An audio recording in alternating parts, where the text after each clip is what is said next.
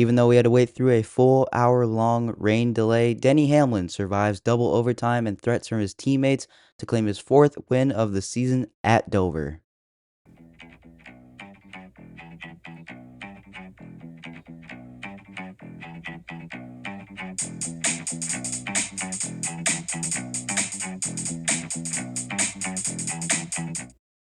How's it going, everybody? Welcome back to Talking NASCAR. I'm your host, Andrew Volkman, episode number 22.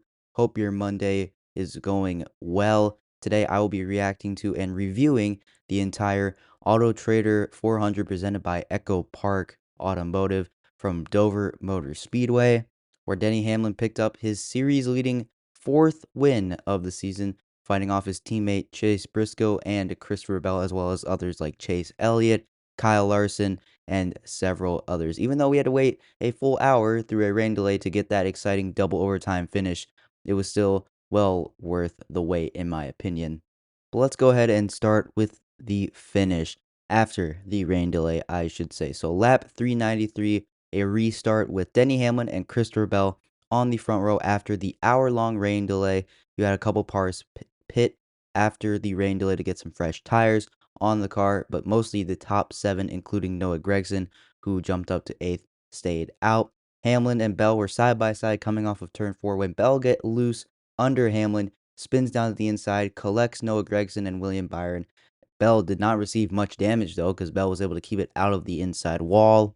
As for Gragson and Byron, they would both be out of the race. Gragson tried to slow down, hit the brakes too hard, perhaps got in the little rain water that was still left on the track, some of the moisture collected William Byron as he came down across the track, but then jumped to lap 398 for the first overtime restart. Denny Hamlin got clear to the lead for over Chase Briscoe, but then a caution for Zane Smith, who wrecked down the back straighter after being 3 wide with Ryan Preece and Joey Logano.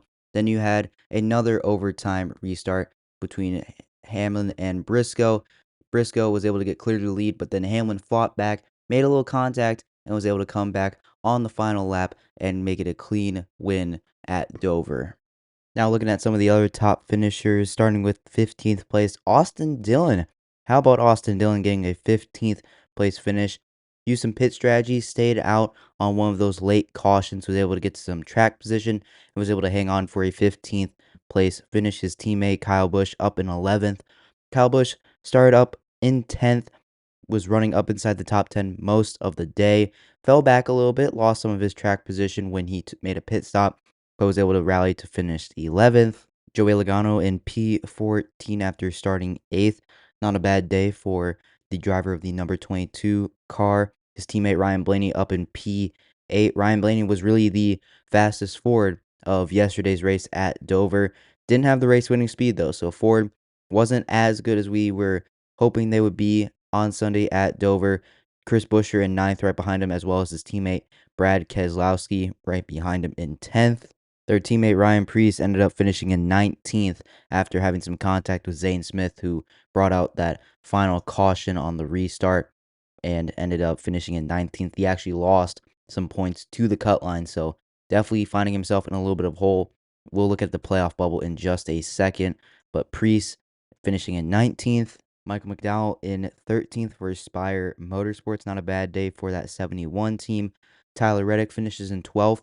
He slowly started to climb his way back up the ranks. Had some really good finishes recently. This was his worst finish since Pocono on the 22nd of June. So Tyler Reddick, he's starting to get a little bit better, starting to pick it up on the intermediate ovals. His teammate Bubba Wallace ended up in P7, extended his lead over the playoff cut line. He is still in now by, it looks like, right now, 16 points over Ryan Preece. So, really good result for Bubba Wallace there. And then the top 6 is all filled up with Hendrick and Gibbs cars. Chase Elliott in 6th after starting on pole, led the most laps today. Chose to pit late, really couldn't get that track position back. And that's what happened. Dover, it's a very tough track to pass at, especially after it rained when there's a lot of rubber, not a lot of rubber laid down, excuse me. So it's a one groove racetrack. Very hard for Chase Elliott to go back forward. So he ends up in 6th. Ty Gibbs in 5th as well. Kyle Larson, how about Kyle Larson? Finishes in 4th, his first top 5 in quite a little bit, going all the way back to Michigan, I believe. Yeah, Michigan for Kyle Larson, but finishes fourth after starting in 25th. His teammate Alex Bowman in third had a late charge late at the end of the race, started in 16th. Really good result for Bowman there. Extends his gap over the playoff cut line. And then you have Briscoe and Hamlin at the top. Briscoe starting on the front row in P2, finishes in P2. And then Hamlin starting in 13th, finishes in first. Really was the only car, I would say, this race who was able to move through the field effectively and quickly, besides someone like Kyle Larson. Want to mention Christopher Bell once again had a couple too many mistakes on the racetrack. Ended up finishing P18, even though he had to go to the back of the lead lap, which was 20th. So Christopher Bell able to move up a couple spots into P18. And then William Byron in 31st. Again, got caught up in that crash with Christopher Bell and Noah Gragson. Ended up finishing in 31st out of the race. Some other names towards the back of the pack who had some rough days. Ross Chastain was running up in 13th before he got loose off of turn 2, hit the outside wall pretty hard, ended up being the first DNF for cause on the racetrack. And he was having a good day, running in 13th. Looked like he would get a solid finish for Chastain, ends up in 33rd. His teammate of Shane Van Gisbergen ends up in 30th.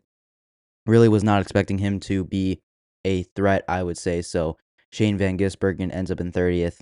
Dover's just a tough track. They call it Miles the Monster, and they call it one of the toughest tracks on the schedule. So not really expecting a lot from Shane Van Gisbergen, but tough luck for Shane there. Then I also got to mention that Ty Dillon continues his Cinderella story, moving on to the Final Four at Indianapolis, or I should say the final round in Indianapolis, beating John Hunter Nemechek by 1 point. Yes, Nemechek was off the lead lap, so it was smooth sailing for Ty Dillon once he got that free pass. Those two were going at it all day. Those guys were beating fenders together all day. So Ty Dillon still able to rally and finish in 20th to advance to the in-season challenge final round. And same for Ty Gibbs, who finishes in 5th, beat Tyler Reddick, who finished in 12th. So it'll be Ty Gibbs versus Ty Dillon in Indianapolis next week for the finale of the in-season challenge. Now looking at the playoff cut line, as I mentioned, Bubba Wallace and Ryan Preece both separated from the cut line by 16 points each. Kyle Busch gains a couple of points, now 39 points back of the cut line. Realistically, though, it does look like Kyle Busch may have to win his way in unless he goes on a miraculous top 5 streak for the next couple weeks. And same for Ty Gibbs. He's 52 points out. Again, 16th in the regular season point standings. He has been very good recently, but most likely Gibbs will have to win his way in. Same with Michael McDowell, who is 77 points out. Again, probably needs to win. Same for AJ Allmendinger in 21st. Eric Jones in 22nd, and then John Hunter Nemechek in 23rd. I would say those are really the biggest opportunity guys to have making the playoffs. I just want to look down the order of the playoff standings a little bit more. Carson Hocevar is down to 26th. What happened to Carson Hocevar, guys? What happened? He's had some really, really rough luck as of late. I mean, Carson Hocevar, he DNF'd today at Dover, but like, man, what has happened to Carson Hocevar? His recent finishes of 35th at the Chicago Street Race, 32nd at Sonoma, and now 35th at Dover. So I guess Carson Hocevar now is really checkers or wreckers, or boomer bust, I should say. So, man, that is very interesting to see that Carson Hocevar has fallen down the playoff order as big as he has, and then Ricky Stenhouse Jr. and has passed him and Zane Smith. So that's crazy to see. Now looking at the regular season points standings, Elliott and Byron have flipped. Byron is now down 16 points from the lead of Chase Elliott. Larson is in third with 38 points back. And then Hamlin has taken back fourth from Tyler Reddick, now 39 points back. Reddick now 62, and Bell 67 points out. Nice. But there you go. I think we've covered all the boxes. So now I think it's time to rate this race on my Andrew Volkman's race rating. Overall, though, I think this race was a solid race. I know these last couple races have been pretty good with Sonoma, Atlanta, the Chicago Street Race being a pretty solid race. However, Dover, I would say, is a little bit different. It's a one good groove racetrack, hard to pass. Track position is key, and there's a lot of air blocking. For those of you who don't know, there is a little bit of an air distribution that happens when a car passes behind the wake of a Gen 7 car now. I'm not very good with the science part of it, but the diffuser on the back and underwing of the Gen 7 car diffuses the air in a way that it creates less downforce for the cars behind them. So they can essentially use the air to block cars and take their line away. So you'll see guys like Joey Logano earlier today. He's able to finish in 14th. He would have been a guy that would have been using that aero blocking to his advantage. Denny Hamlin used this tactic last year to beat Kyle Larson in the closing laps. So, I mean, it's not a very cool thing to see. It adds another element that is kind of like, ugh, that makes passing so much harder. But it's a strategy, and for me, I don't like it as much as the broadcasters do. Like they make it seem like it's a really cool idea and like a Mickey Mouse kind of game in this series, but I don't really like it at this point. So I don't know about that. Plus, you have the rain delay, but you saw the kind of two double overtime restarts being kind of cool with Hamlin and fighting his teammate Briscoe and Bell. Saw Chase Elliott kind of lose his lead and his advantage really, really quick. So I don't know. I thought TNT did pretty well. Their sound mixing sounded a lot better. I actually didn't listen to the race at Sonoma last week because I was busy with baseball, but it sounded a lot better. Maybe Atlanta was kind of a fluke. Maybe I don't know. Chicago didn't sound good. I'm not gonna lie. Chicago did not sound good either. So maybe TNT has turned it around a little bit more.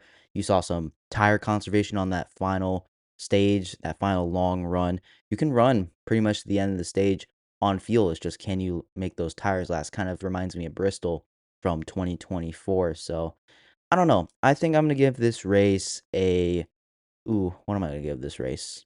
You know what? I'm gonna give it a 65%. It was a good race. It was fine. It wasn't anything crazy. Maybe if you can tell by the way my voice is, maybe you will see that I'm not super enthusiastic about this race. It's a Dover race. It's a mile racetrack in the next gen era. So that's my score, 65%.